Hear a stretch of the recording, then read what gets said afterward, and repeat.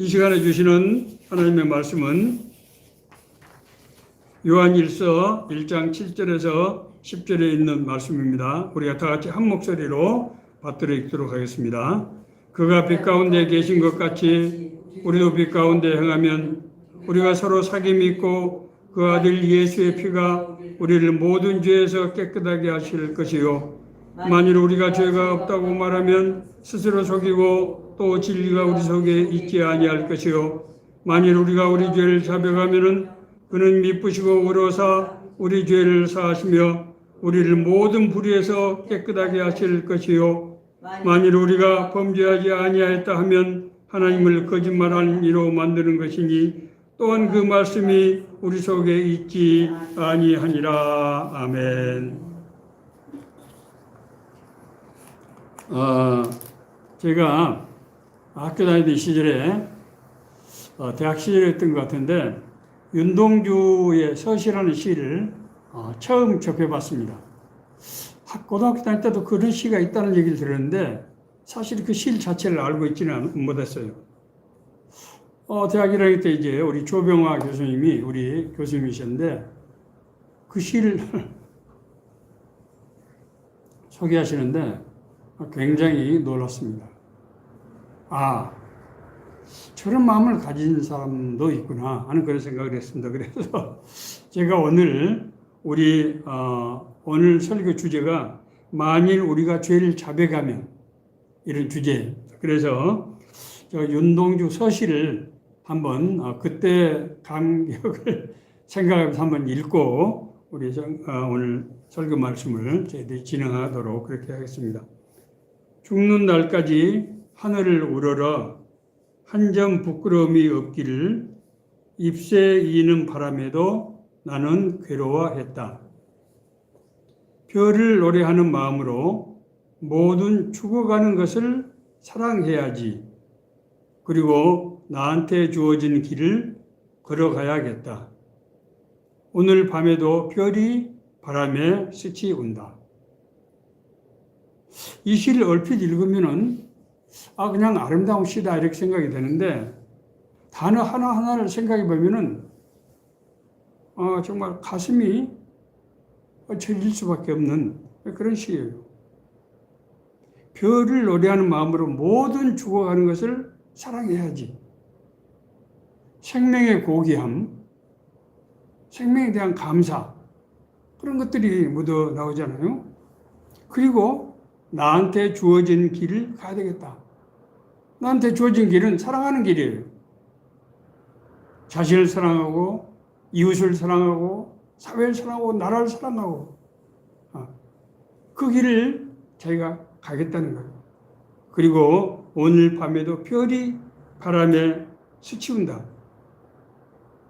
별을 노래하는 마음으로 그 반짝이는 그 우주 광대한 우주에서 반짝이는 별을 보면서 그 별이 바람에 스치는 것을 보면서 나는 지금 어디에 있는가? 나는 지금 어디로 갈 것인가? 하는 것들을 아마 이 시인은 생각을 했을 것이다. 나름대로 그렇게 해석을 했습니다.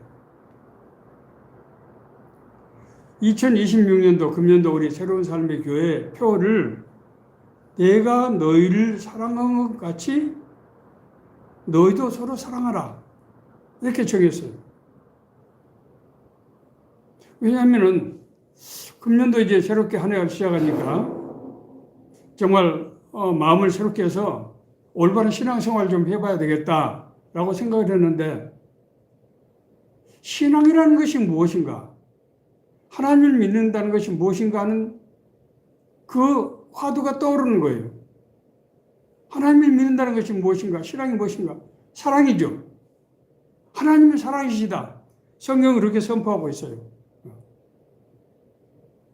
그래서 우리 금년도 2026년도 우리 새로운 삶의 교회 모든 저를 비롯해서 모든 성도님들이 예수님께서 우리를 사랑하신 것처럼 우리도 이웃을 서로 한번 사랑해보자. 사랑하도록 노력하자. 이 길을 갔으면 좋겠다. 그렇게 했던 거예요. 먼 길을 갈 때 준비해야 될 것이 있습니다. 먼 길을 갈 때. 첫째는 뭐죠? 목적과 방향이 분명해야 돼요. 먼 길 가는 사람이 내가 어디를 왜 가는지를 생각 안 하면 왔다 갔다 해서 결국은 제자리 걸음하게 돼요. 저는 그런 사람들을 많이 봤어요.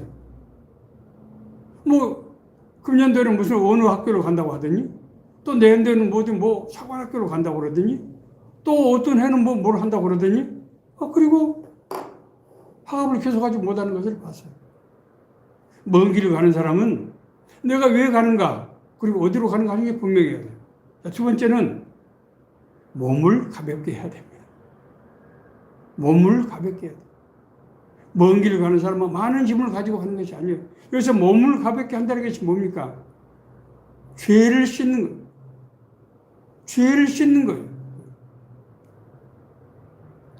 지난주 그래서 제가 이 설교를 하면서 새로운 삶의 교회 서로 사랑하자 하는 그 설교를 하면서 우리가 어떻게 사랑을 할 수 있을 것인가 하는 말씀에 대해서 아주 많은 시간을 할애해서 전한 적이 있습니다.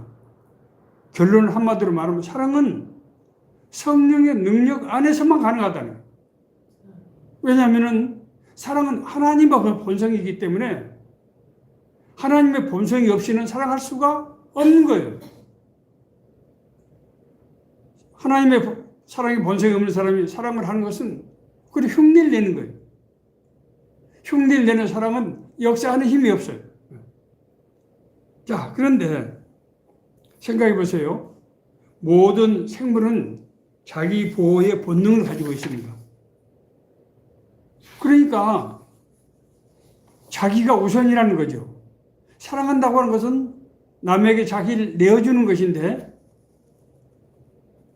이런 육신적인 그런 상태에서는 사랑할 수가 없단 말입니다.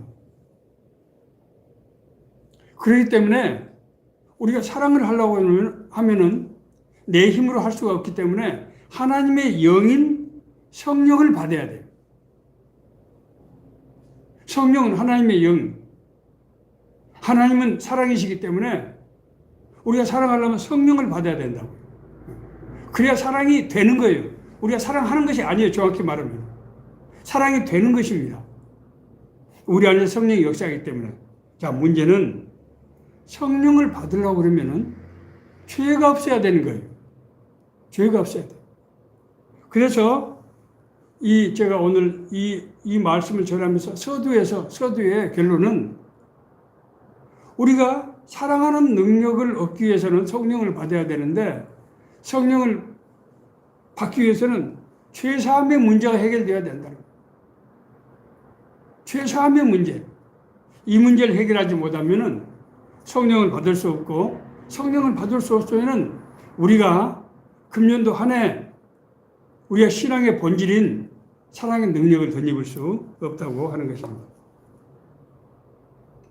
오늘 사도 요한이 우리에게 전해주는 말씀이 방금 제가 드린 말씀, 바로 그 말씀이에요. 사도 요한은 이 서신을 쓰면서 서신의 첫들머리에서 지금 얘기를 하고 있는 것 아닙니까? 내가 이 편지를 너희들에게 쓴 이유가 뭐냐? 나는 예수 그리스도를 만났을 뿐만 아니라 예수 그리스도와 더불어 누리는 삶을 살았다. 이게 사실 지금 우리가 무슨 사귄다, 교제한다, 뭐 더불어 산다, 누린다 이런 단어들을 많이 쓰는데 생각해 보세요.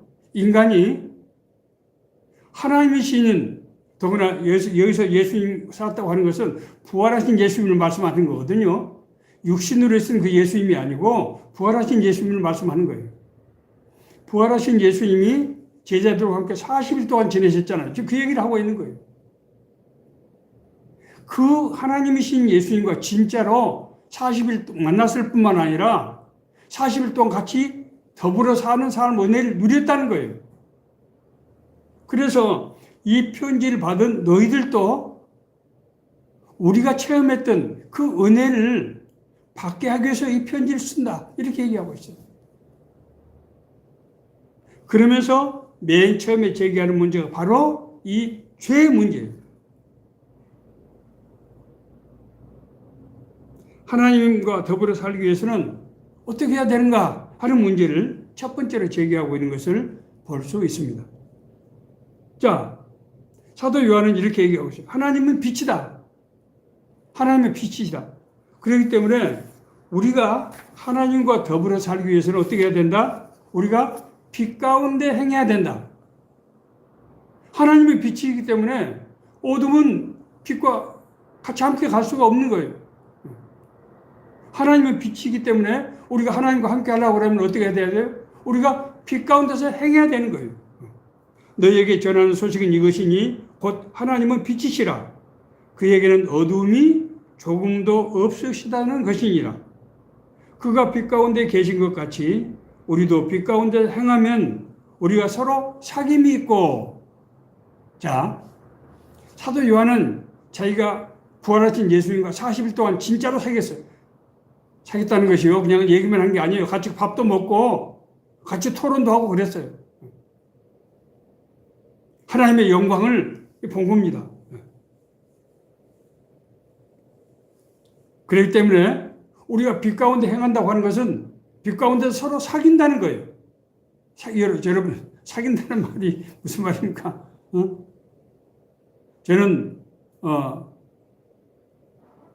최근에 사귄다는 말의 의미를 요즘 젊은 사람들이 사귄다는 의미가 무슨 뜻인지를 알게 됐는데, 저는 그냥 교제한다는 얘기인 줄 알았더니 사귄다는 말이 남녀간에 쓰는 그 말이 아니라 조금 더 서로 사랑하고 연인 관계에서 쓰는 단어라고 하는 것을 제가 알게 되었습니다.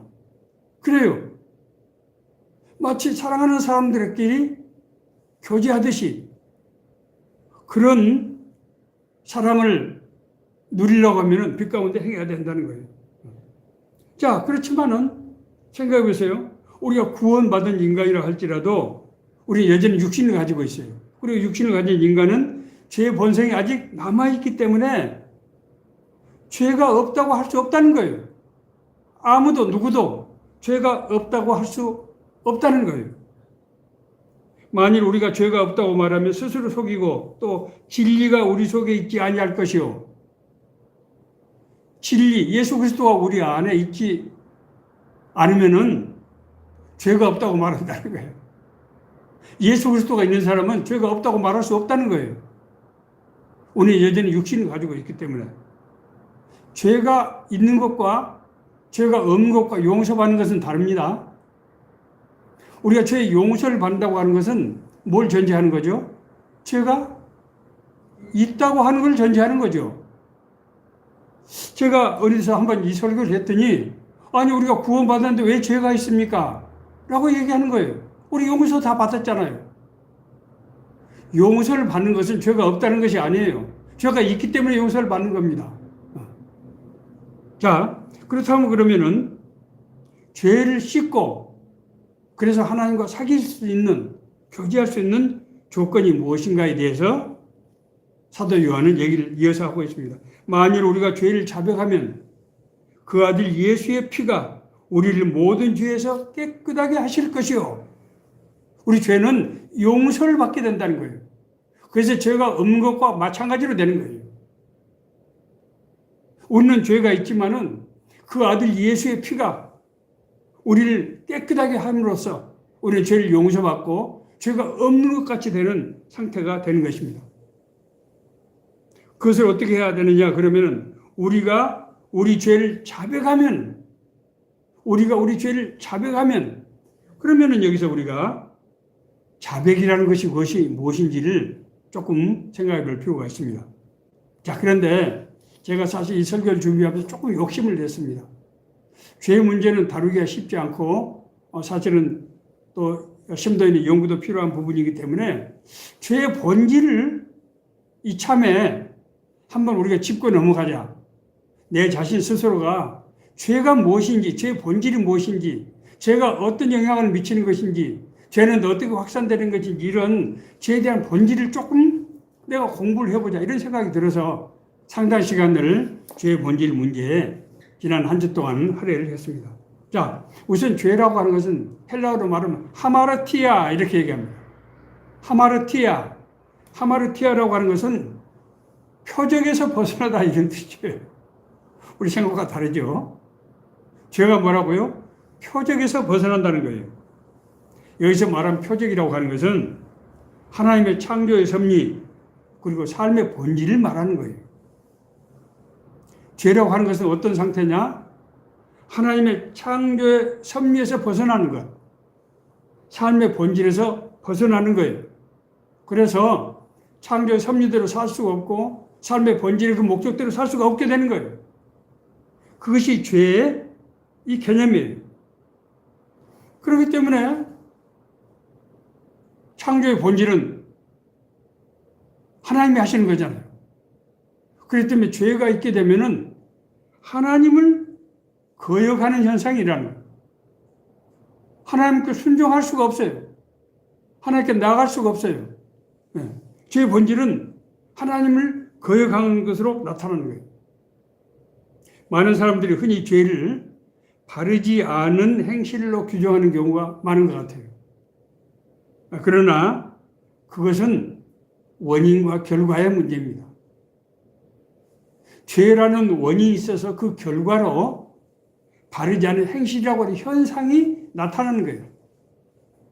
바르지 않은 행실은 그 자체가 죄가 아니고 성경에서 말하는 오리지널 씬 죄가 아니고 나타나는 그냥 현상일 뿐이에요. 현상. 그 뿌리가 뭐라고요? 오리지널 씬 죄라는 거예요. 죄. 그렇기 때문에 죄가 있으면은 창조의 섭리대로 살 수가 없고 삶의 본질에 맞게 살 수가 없게 된다고 하는 것입니다. 제가 창조의 섭리에 벗어나는 것은 왜 그렇습니까? 하나님으로부터 떠나서 자기 마음대로 살고자 하는 욕망 때문에 그랬어요. 창세기 3장에 아담과 하와가 에덴 동산에서 거니는데 사단이 뭐라고 꼽니까? 하나님이 저 열매, 모든 열매를 먹지 말라고 하더냐? 헷갈리게 만든 거죠. 그래서 하와가 그렇게 대답했죠. 아니야. 다른 열매는 다 먹어도 되는데 에덴 동산에 있는, 중앙에 있는 선과 악을 알게 하는 저 나무를 먹지도 말고 만지지도 말라고 했다. 먹으면 죽는다고 했다. 그렇게 대답하죠. 그랬더니 사단이 뭐라고 얘기합니까? 아니야. 사실은 그게 아니야. 너희들이 저 열매를 먹으면은 너희들이 지혜가 하나님과 같이 되어서 선과 악을 분별하게 되는 거야. 자, 창조의 섭리에 벗어나는 것은 뭐라고요? 하나님의 창조의 섭리에 벗어나는 것은 하나님의 창조의 섭리에서 떠나는 거예요. 제가 독립해서 혼자 내가 선과 악을 결정하고 살겠다는 거예요. 그러니까 하나님을 따를 수 없고 하나님의 역사가 나타날 수가 없게 되는 거죠. 그래서 당연히 죄의 결과는 하나님과의 관계가 단절이 되는 거예요. 관계가 단절이 되는 거예요. 성경은 어떻게 이걸 표현하고 있느냐? 나처럼 그렇게 논리적으로 설명하지 않고 아담과 하와가 선악과를 따먹고 나서 자기들이 벌거벗은 것을 보고 수치를 느끼고 나무 잎으로 몸을 가리고 그리고 하나님을 피해서 숨었다 이렇게 돼 있어요. 하나님이 만들어준 창조의 존재가 하나님이 만들어주신 이 하나님의 형상을 받은 몸을 아담 하와가 지금 어떻게 느꼈다고요? 부끄럽게 느끼는 거예요. 부끄럽게 느낀다고 해서는 온전하지 않다는 거예요. 뭔가 부족하다는 거예요.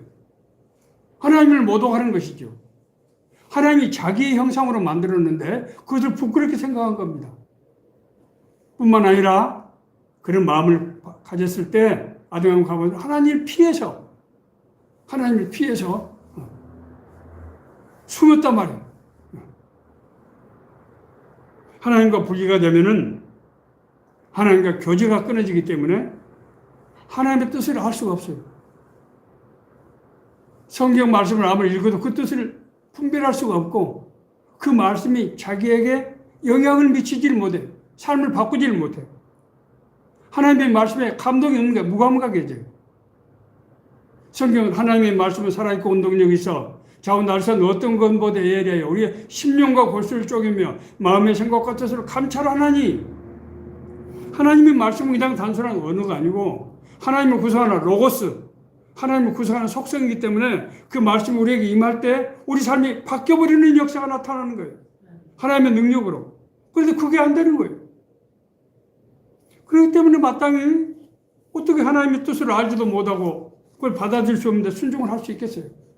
하나님께서 불순종하는 저주를 받게 되는 거예요. 무서운 저주. 이 저주는 네 가지 형태로 나타납니다. 첫째는 하나님과 관계가 단절된다고 그랬죠. 하나님과 관계가 단절되면 하나님이 만든 모든 피조 세계와 관계가 단절이 되는 거예요. 하나님과 관계가 단절이 되면 내가 하나님을 안 믿으면 되고 내가 내 힘과 방법으로 살면 되지. 천만의 말씀. 하나님이 만든 모든 피조 세계와 관계가 단절이 되는 거예요. 자, 첫째는 아담과 하와가 하나님이 한 몸으로 만든 존재잖아요. 아담과 하와는 육체는 두 사람처럼 보이지만 한 마음과 한 뜻이에요. 그런데 그 사람들이 서로 책임을 상대에게 전가하는 거예요. 아담아, 너 내가 왜 먹지 말라고 하는 그 열매를 먹었느냐? 아니에요, 하나님. 하나님이 나한테 주어서 붙여준 저 여자가 나보고 먹으라고 해서 나는 어쩔 수 없이 먹은 거예요. 자기 한 몸인 자기를 지금 부인하는 거예요. 관계의 이웃과의 관계의 단절입니다. 그 다음에 자연은 동산에는 모든 실과는 아담과 하와가 인류가 마음껏 먹고 살도록 돼 있었어요. 제가요 TV 프로 중에서 여러분 어떤 프로를 좋아하시죠? 저는 동물의 왕국이라고 하는 KBS 5시 한 반 정도부터 6시까지 하는 프로를 제일 좋아합니다. 거기서요 제가 그 프로를 보면서 제가 늘 가슴 아프게 생각하는 게 있어요. 모든 동물들은 어떤 면에서 보면 인간까지를 포함해서 먹고 살기 위해서 살아요. 모든 포식자들, 모든 생물은 먹지 않으면 죽기 때문에 하루 종일 생각하고 행동하는 것이 뭐다? 다른 약한 것을 잡아먹는 것이 일이에요. 아니, 여러분 생각해 봅시다. 하나님이 자기 형상으로 만든 인간이 그러면 먹고 사는 일로 평생을 보낸다고 하면은 그것이 세상에 나온 의미가 도대체 뭡니까? 그런데 생각해 보세요. 우리 많은 사람들이 그렇게 살고 있지 않나요? 자연과의 관계가 끊어지는 거예요. 자연이 합력해서 선이루어야 되는 관계가 땅은 아담과 하와가 인간이 경작을 제대로 못하도록 가시나무를 엉극히를 내고 경작을 해도 땅이 흙이 비워가지 않고 열매를 잘 맺히지 않는 거예요. 그래서 땀을 흘려서 수고를 하지 않으면 먹고 살 수가 없어요. 그리고 마지막으로 흙으로 만들어진 존재인 인간은 다시 흙으로 돌아가는 그런 저주를 받은 것입니다. 이 죄, 우리가 아까 말씀드렸죠. 죄를 나쁜 행동이다. 아니라니까요. 그것은 나쁜 행동을 하는 것은 죄의 결과로 저주를 받은 결과라고요. 천사보다도 낮게 하나님이 만든 인간이 이런 고통을 받는 일생 동안 이게 저주가 아니고 뭡니까? 이 죄라고 이 본질을 우리가 확실히 이해해야 된다는 거예요. 자, 그러면은 이 죄는 어떤 경우에 발생하는가? 여러분, 우리가 나쁜 짓을 할 때 죄가 발생합니까? 제가 아니라고 그랬죠. 그것은 결과일 뿐이고, 자, 로마서 5장 12절에 이렇게 말씀하고 있어요. 한 사람으로 말미암아, 아닙니다. 죄송합니다. 죄는 바르지 못한 행동이 아니라 존재의 본질이 타락해버린 것이기 때문에 존재의 모든 부분과 행동에 있어서, 영역에 있어서 죄라고 하는 것이 나타날 수밖에 없다는 거예요. 죄는 나쁜 행동이 아니고 나쁜 행동을 유발하는 그런 본질이기 때문에 그 존재가 살아있는 모든 순간과 모든 일에 있어서 죄가 나타나게 되어 있다는 거예요. 인간의 죄의 모습을 창세기 6장 5절은 이렇게 기록하고 있어요. 여호와께서 사람의 죄악이 세상에 가득함과 그의 마음으로 생각하는 모든 계획이 항상 악할 뿐임을 보시고,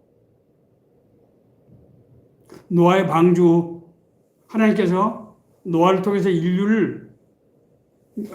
인간을 멸망시키면서 노아를 통해서 인간을 구원하려고 할 때 하나님께서 생각하셨던 그 말씀이에요. 이것은 뭔가 하면 구조적인 악을 말하는 거예요. 모든 세상 자체가 완전히 악의 구조로 되어 있기 때문에 생각하고 행동하는 모든 것이 악할 뿐이라는 거예요. 그래서 더 이상 유지를 시킬 수가 없어요. 죄는 생각해 봅시다. 우리 몸과 마음의 모든 부분에서 나타납니다. 우리 마음 속에 죄가 들어있다는 거예요. 그렇지 않나요? 마음속에 전혀 죄가 없는 사람도 있습니까? 우리 의지 속에도 죄가 들어있다는 거예요. 우리 사랑의 감정에는 죄가 없습니까? 그렇지 않습니다. 우리가 사랑이라고 생각하는 것, 그것이 정말 사랑인지,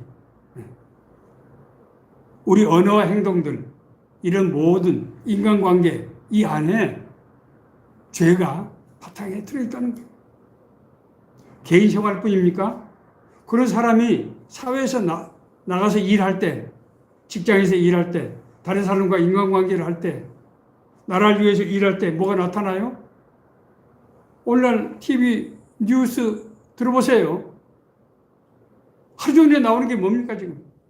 전부 무슨 검찰이 어떻고 무슨 재판을 받고 무슨 뭘 하고 변론을 하고 지금 무슨 얘기, 전부 지금 죄 얘기 아니에요 지금? 우리 사회가 지금 완전히 죄에 지금 구렁텅이 속에 지금 죄의 폭풍 속에 지금 휘말리고 지금 있는 거예요. 독재제도, 우리 가만히 생각해 보세요.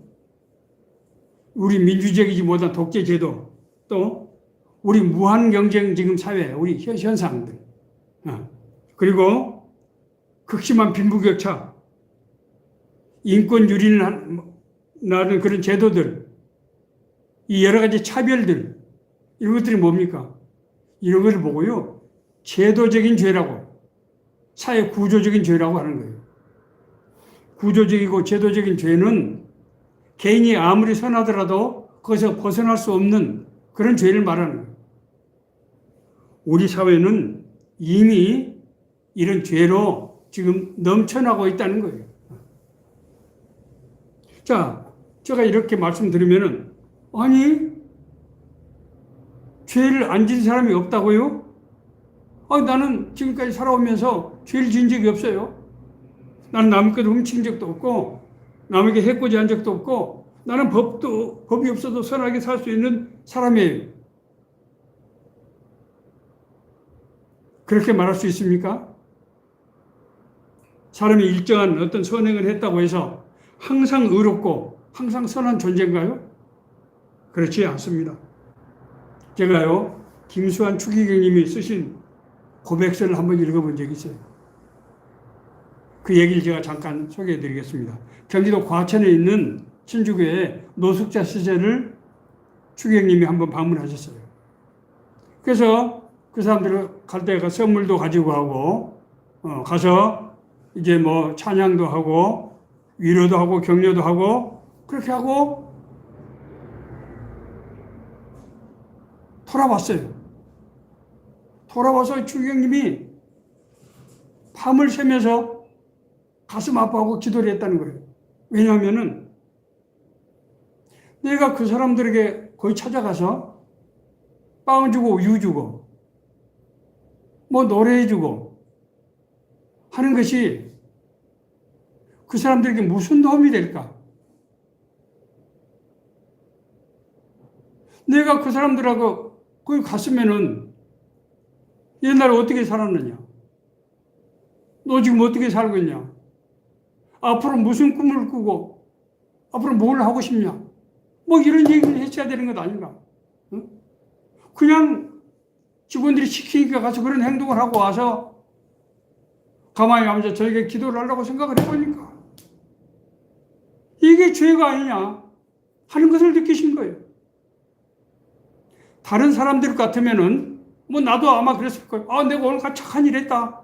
가난한 사람들 가서 내가 시간 내서 내 바쁜 사람이 돈 써서 먹을 것도 주고 재밌게 해주고 왔다. 난 착한 일 해왔다. 죄를 보는 관점이 다르다는 거예요. 죄를 보는 관점이 다른 거예요. 선한 사람일수록 죄가 더욱 선명히 나타납니다. 바탕이 깨끗할수록 얼룩이 잘 보이는 거예요.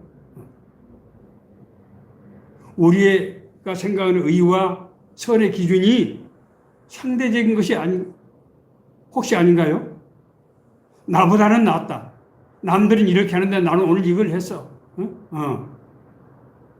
나는 다른 사람은 뭘 조금 이렇게 하는데 나는 조금 더 많이 했어. 나는 착한 일을 하고 의로운 일을 한 거야. 그것이 선이고 의라고 할 수 없다고 하는 것입니다. 뿐만이 아닙니다.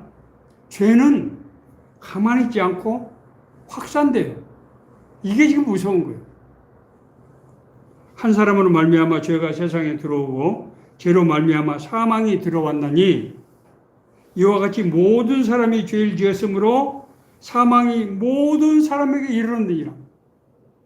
아담과 하와가 죄를 지었는데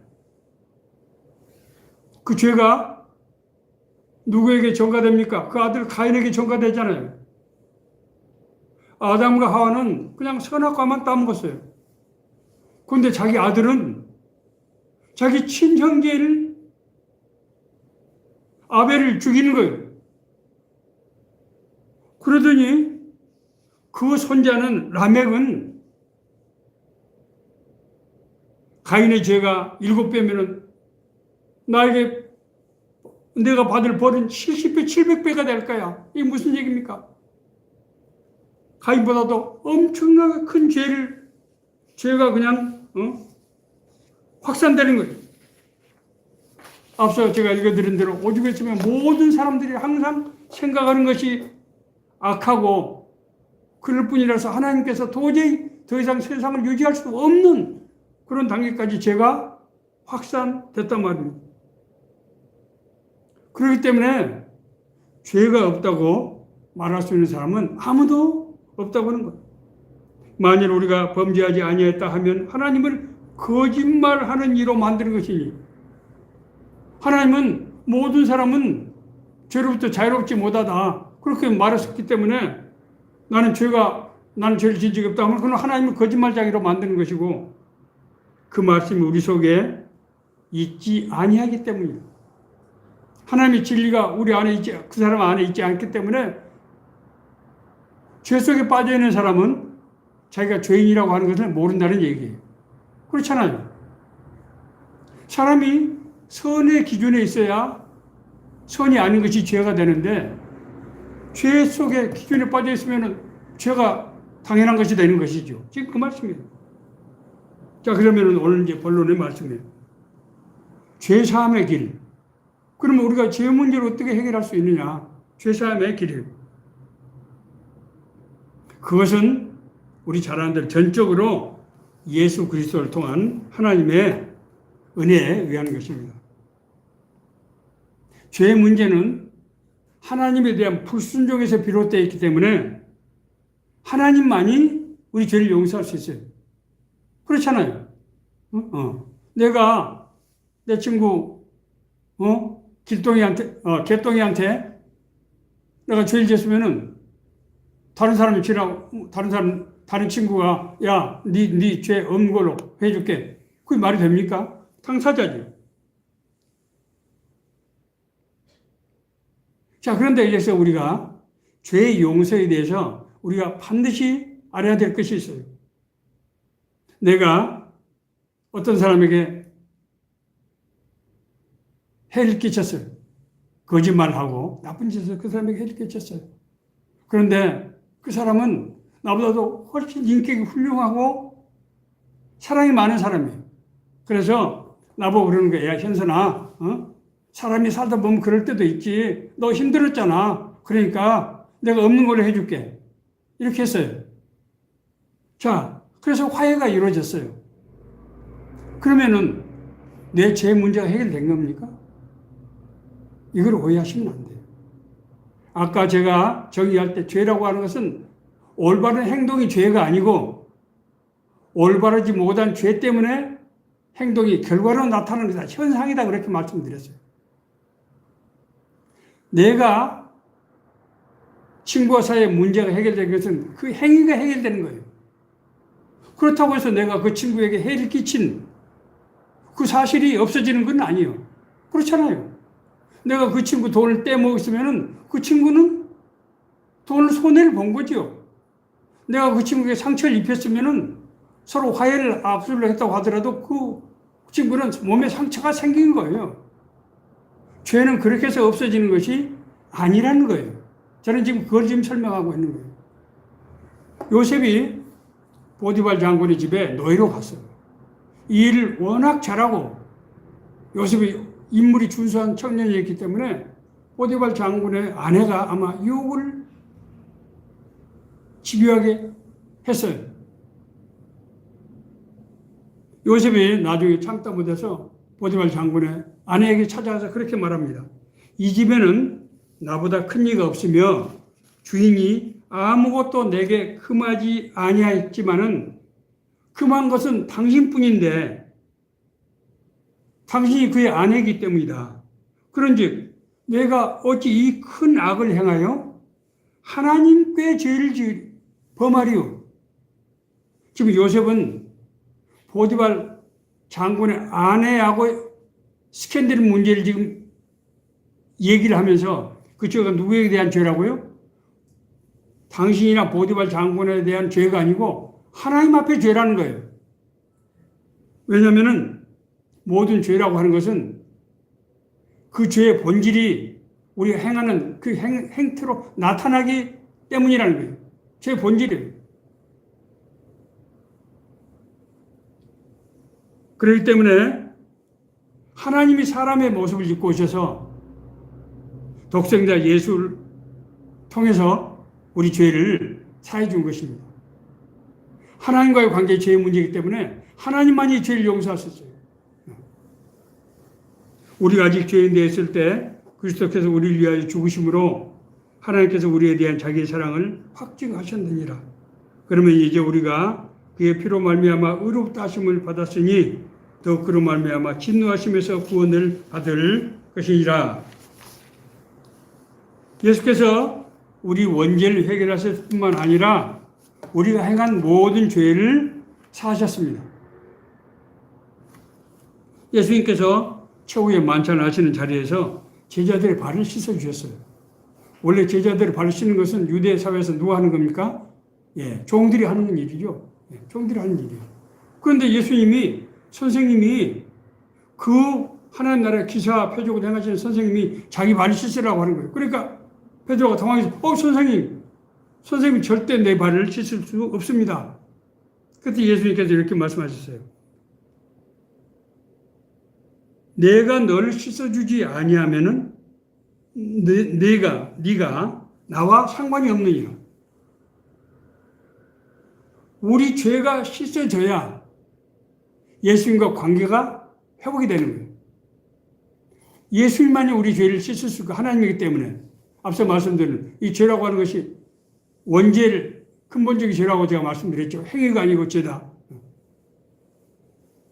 예수님은 우리의 원죄인 죄를 용서하실 뿐만 아니라 우리가 행하는 자범죄도 예수님께서 용서하신다고 하는 것입니다. 자, 그러면 이제 마지막 결론으로 우리가 죄의 용서를 받으려면 어떻게 해야 되는가 하는 말씀을 드리도록 하겠습니다. 첫째는 우리가 죄를 자백하면 죄를 어떻게 해야 된다고요? 자백해야 된다는 거예요. 자백이라는 건 죄를 인식하고 그것을 인정하는 거지요. 두 가지 요소예요. 우리가 죄를 자백한다고 하는 것은 내가 죄를 짓다고 하는 걸 인식해야 돼요. 아, 내가 한 행동이 죄다. 앞서 말씀드린 김수환 추기경님은 그냥 위문을 갔는데 그것을 본인은 죄라고 생각하는 거예요. 내가 그냥 위문만을 해서는 안 된다는 거예요. 그 사람들을 마음을 다스려주고 그 사람들 소망을 갖게 해주는데 내가 그냥 빵, 응 하고 우유 주고 그냥 말고 온 거예요. 그 귀한 기회를 두 번 다시 할 수 없는 기회를 자기 죄를 인식하고 그 다음에 그걸 인정하는 거예요. 이게 죄의 자백이에요. 죄의 자백은 자신이 행동이 잘못되었다고 하는 것을 넘어서 자기 존재 자체가 죄인이라고 하는 것을 하나님 앞에서 고백하는 거예요. 예수님께서 갈릴리 호수에서 제자들을 부르실 때 그때 베드로를 비롯한 제자들은 이상하게 그날 저녁은 밤새도록 그물을 던지는데도 고기 한 마리도 잡히지 않았어요. 예수님께서 새벽에 가셔서 너희들이 잡은 고기가 있느냐? 없습니다. 그물을 깊은 데에 던져라. 원래 새벽에는 고기들이 먹이를 먹기 위해서 위로 올라오는 거예요. 근데 예수님은 깊은 데 던지라는 거예요. 이 어부의 고기잡이 전문가인 베드로는 이해가 안 되지만은 선생님께서 그렇게 말씀하시니까 한번 던져는 보겠습니다 하고 던졌더니 153마리 고기가 잡힌 거예요. 그때 베드로가 주여 나를 떠나소서 나는 죄인입니다. 그렇게 얘기했어요. 이 말은 무슨 말이에요? 우리는 죄인이기 때문에 하나님을 만날 때 우리가 죄인이라고 하는 것을 알게 되는 거예요. 사실 이게 은혜예요. 우리가 몸이 병이 아프면 아파야 돼요. 안 아프면 어떻게 됩니까? 죽는 겁니다. 베드로가 예수님을 만났을 때 자기 삶에 충격을 받은 거예요. 아, 내 생각과 내 방법으로 살아왔구나. 저는 죄인입니다. 하고 했던 거예요. 자, 죄를 자백한다고 하는 것은 죄를 끊는다는 거예요. 죄를 메타노이아. 헬라어로 메타노이아. 회개라고 하는 메타노이아라고 하는데 이것은 죄로부터 돌이키는 것이에요. 자, 어떤 사람이 술을 먹어서 실수를 했어요. 그러면은 그 실수를 앞으로 안 하려면 어떻게 해야 됩니까? 그냥 가서 사죄하면 됩니까? 술을 끊어야죠. 제 원인을 제거해야 되죠. 우리가 죄를 자백한다고 하는 것은 우리가 죄를 인식하고 인정할 뿐만 아니라 두 번째로 뭐라고요? 죄로부터 돌이키는 것. 메타노이아. 죄로부터 돌아서는 것. 죄 뿌리를 자르는 것을 말하는 거예요. 자, 그런데 이게 쉽지 않다는 거예요. 그렇지 않습니까? 이게 쉽지 않아요. 여러분 잘 아시는 제 교단에 속한 이 우리들의 교회라고 저쪽 어디죠? 분당 옆에 저기 요즘 자꾸 저기 생각 분당 들어간 입구에 거기 이 교회가 상당히 큰 교회가 있습니다. 김양재 목사님이 개척하신 교회. 김양재 목사님 제가 젊었을 때 같이 선교 활동도 좀 하고 그랬던 도움도 받고 했던 그런 목사님입니다. 그 교회가 부흥된 데 여러 가지 이유가 있는데 목욕탕 큐티라고 하는 것이 그 교회가 성장하는 요인이었다. 김 목사님이 그렇게 말씀하셨어요. 목욕탕 큐티. 목욕탕 큐티는 목욕탕에서 큐티를 한다는 것이 아니고 각 구역마다 7, 8명, 10명 이내에 모여서 큐티를 하는데 그 큐티에서는 반드시 뭘 해야 되는가 하면은 지난 한 주 동안 살아오면서 자기가 행했던 모든 죄를 자백하는 거예요. 성도들 앞에서. 그래서 거기 순장부터 먼저 그것을 하는 거예요. 순장을 하니까 다른 사람들이 안 할 수 없죠. 그러니까 처음에는 아주 시시한, 아주 하나만한 얘기를 하다가 점점 얘기가 깊어지니까 겉으로 나타나는 죄가 아니고 마음속에 있는 무서운 죄들, 마음속에는 깨끗하지 못한 것들, 남을 미워하고 저주하고 무서웠던 것들, 심지어 자기 생명에 대한 그런 극단적인 그런 생각을 했던 것들, 이런 것들이 막 나오기 시작하는 거예요. 그런 것들이 나오기 시작하니까 그것이 성령의 역사하면서 울음바다가 되는 거예요. 그래서 회개하고 서로 통에 잡아가고 서로 막 어깨를 앓고 기도하고, 그러니까 교회가 바뀌더라는 거예요. 성도들 삶이 바뀌더라는 거예요. 죄는 뭐가 필요하다고요? 연습이 필요해요. 연습이 필요해요. 제가 우리 교회에 3종 기도 하자고 그랬죠. 3종 기도. 자, 아침에 새벽에 하는 조도는 뭐다? 오늘 하루 할 일. 하나님, 오늘 내가 이런 일을 하게 되는데, 하나님, 지혜를 주십시오. 나에게 능력을 주십시오. 합력해서 선을 이루게 하도록 하나님이 약속한 것들이잖아요. 우리 기도할 때는요, 하나님의 약속을 붙잡고 하는 거예요. 하나님 약속하셨잖아요. 그래서 하나님 그렇게 해주세요. 저는 늘 그런 기도를 해요. 왜냐하면 내 힘으로 할 수가 없기 때문에, 자신이 없으니까. 그러면 진짜 하나님은 은혜를 주시더라고요. 저도예요. 자, 만도. 저에게 자기 전에는 뭘 합니까? 저는 요즘 몸이 좀 불편해서 앉아서 기도를 못하고 누워서 기도를 하는데, 하루 동안 내가 했던 일을 쭉 돌이켜봅니다. 먼저 내가 하나님께 감사한 일들, 하나님께서 내가 병 치료하는데 나한테 아이디어 주신 것들이 있어요. 생각나게 하신 것들이 있어요. 또 사람을 만나게 하신 것들이 있어요. 또 그러나 내가 불안해하고, 내가 이러다가 목회를 못하는 것 아닌가?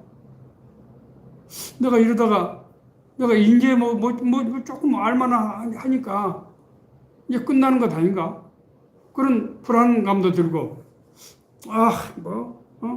안 되면 어쩔 수 없지 그런 마음도 좀 들고, 그런 걸 하나님 앞에서 회개하고, 하나님 아버지, 제가 잘못 생각했습니다.